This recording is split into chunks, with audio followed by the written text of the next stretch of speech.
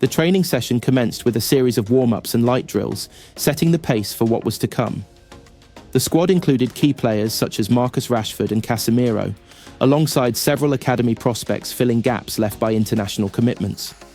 This diverse mix of experience and youthful energy created a unique dynamic during the session.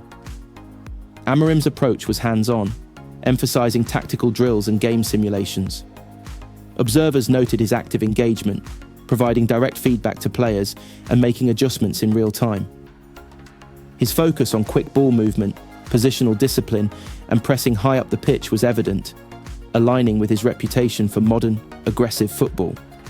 The immediate response from players was overwhelmingly positive. Marcus Rashford, a cornerstone of United's attack, took to social media to describe the session as top and expressed excitement about the new tactical direction. Similarly, Casemiro, a seasoned midfielder known for his leadership qualities, praised Amorim's methods, describing them as intense and insightful. These endorsements are indicative of a squad eager to adapt and thrive under Amorim's guidance. The players' willingness to embrace change bodes well for the team's cohesion and performance in the coming weeks. A notable aspect of the session was Amorim's inclusion of academy players. This aligns with Manchester United's long-standing tradition of promoting homegrown talent. Amorim's track record at Sporting Lisbon, where he nurtured young players and integrated them seamlessly into the first team, suggests that he is well equipped to continue this legacy. During the session, academy players were given opportunities to showcase their skills in high-pressure drills. Amorim's attention to detail and encouragement were apparent, as he provided guidance and motivation to the young talents. This focus on youth development could prove crucial in fostering a sustainable future for the club. Amorim's football philosophy is rooted in versatility and tactical intelligence. At Carrington, he began laying the groundwork for a system that emphasizes fluidity, adaptability, and high-intensity pressing. His 3-4-3 formation, which brought success at Sporting Lisbon, is expected to be tailored to suit United's squad strengths. During the training session, players were tasked with maintaining compact defensive shapes while transitioning rapidly into attack. Amorim's emphasis on positional awareness and swift decision-making was evident. The drills also highlighted the importance of wingbacks and midfielders in controlling the tempo of play, a hallmark of his tactical approach. Amorim's tenure at Manchester United is not without its challenges. The squad faces a congested fixture schedule, beginning with a crucial match against Ipswich Town. Integrating his philosophy and ensuring player buy-in within a short time frame will test Amorim's managerial acumen. Additionally, the January transfer window looms as an opportunity for Amorim to strengthen the squad. However, limited financial resources mean that he must rely heavily on tactical innovation and player development to achieve immediate results. The Manchester United fan base, known for its passion and high standards, has expressed cautious optimism about Amorim's appointment. Social media reactions to the training session have been largely positive, with fans appreciating the visible intensity and tactical focus under Amorim's leadership. Supporters are particularly excited about the potential resurgence of attacking football at Old Trafford, a hallmark of the club's storied history.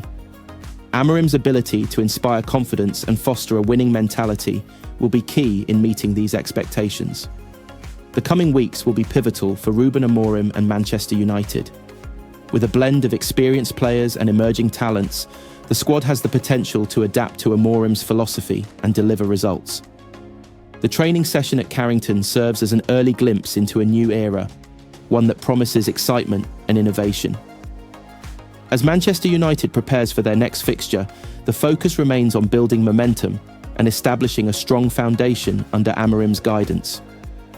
The journey ahead is fraught with challenges, but with the right mix of strategy, determination, and support, the future looks bright for the Red Devils.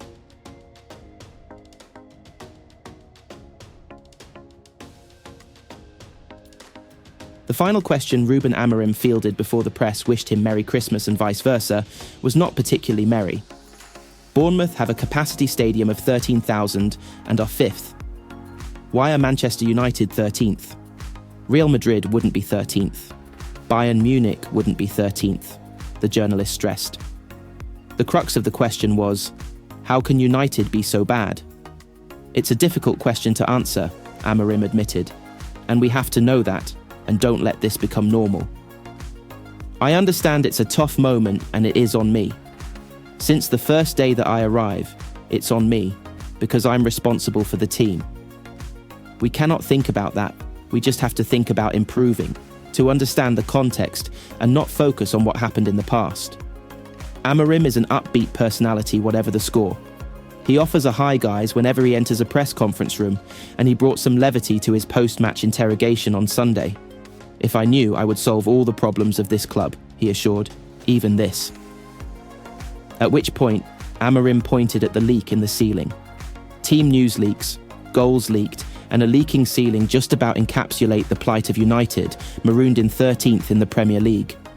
Last season's 8th place was their worst finish in 34 years, and there is a genuine danger United could end up lower than that. Amorim has been complicit in recent damaging defeats. The selections of Bayindir and Tyrell Malacia were costly against Tottenham and Bournemouth last week, while United's defending at set pieces is the second worst in the league. I know what I'm going to do, Amorim insisted. That is so clear for me. I feel so, not relaxed, because I'm really frustrated like the fans, but I know what to do. We have to solve some problems step by step, finding answers for everything. But it is a very difficult moment. We understand the fans and we will fight that. I cannot say better things for the fans. What I am trying to say to the fans is we understand. I understand as a coach. I understand the moment. I understand the frustration, the disappointment. I understand. And we will improve. It will take time. I said the same thing here after Everton, and people were talking about the top 4. So I know it's going to be really tough. It's important for us that in this side to say to the supporters, we understand, I understand, and they are incredible. We are doing a season that maybe you cannot see for long years, and we know that. The only way to face this is to prepare the next game like we won. You can say that and then try and go again, try to win a match. It's just from us. They need our help, and not the other way around. They are doing everything right. Amorim is yet to master rotation. He has made 42 changes across the last 8 fixtures and not once named an unchanged 𝐉𝐔𝐒𝐓. The defeat to Bournemouth on Sunday was the first time Amorim did not make 5 substitutions. The Portuguese clarified after the 2-0 reverse at Arsenal 3 weeks ago that rotation is enforced, and he doubled down on that. In this moment, is not rotation to see the players and prepare the future, is simply to not have injuries. Matthijs de Ligt is sick. Harry Maguire did 90 minutes against City. He cannot play 3 days before because he played 90 minutes in 3 months. He did it one time against City, so we have to rotate him during the week. Today he is playing. Kobbie Mainoo played. He returned from injury, so I have to think if he's ready to cope with both games. So sometimes I have to play 2 games at the same moment. Rasmus Højlund played 2 games. The 3rd game today, we needed fresh legs. So we are trying to address everything. I just want to win games because I know that there's a long-term project, and we are focused on that. But I also know big clubs don't have a lot of time and you have to win games. So I have a clear idea the responsibility that I have here. But I'm trying to manage this team so we don't have injuries. If we have injuries, it's a massive problem. And try to win games and manage all the players so I'm not rotating to see the future. I just want to win games and not have injuries. If we have injuries, is a big problem. There was an inane question on coaching a team on Boxing Day. I just want to win. I don't care about Christmas and nothing. Amorim laughed. He still wished us a Merry Christmas.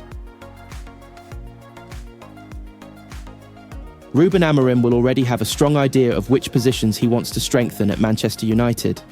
Amorim has been in Manchester for just over a month, but he is sussing out the players at his disposal and will be in conversation with United's board about possible future transfers. Whether signings are made in the January transfer window remains to be seen.